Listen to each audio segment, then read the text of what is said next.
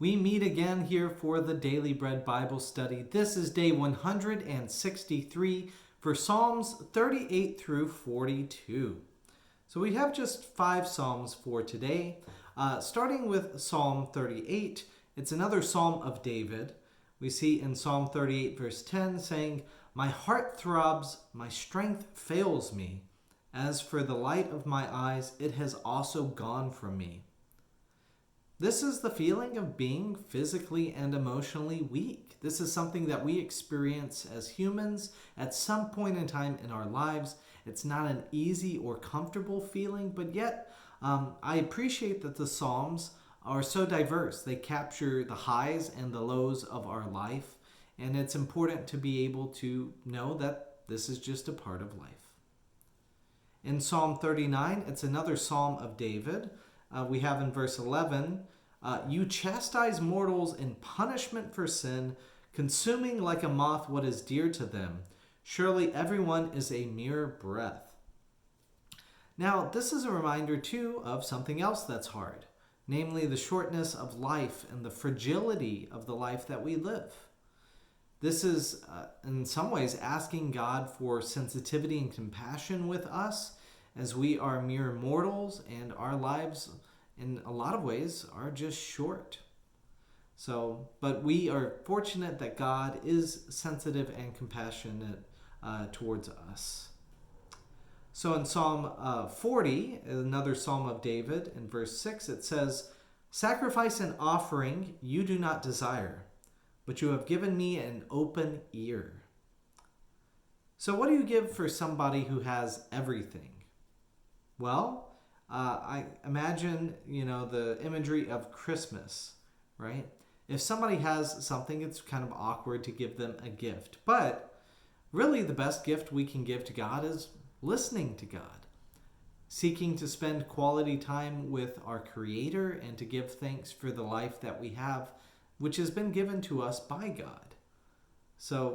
But you have given me an open ear. So may we approach God with open ears.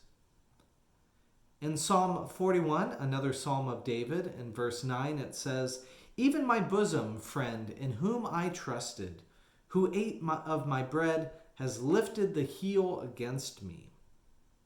This is the imagery that I see of Judas Iscariot betraying Jesus, right? And the times in which we feel betrayed by friends is some of the hardest experiences we might have in relationship, because there was a level of trust that just got completely shattered.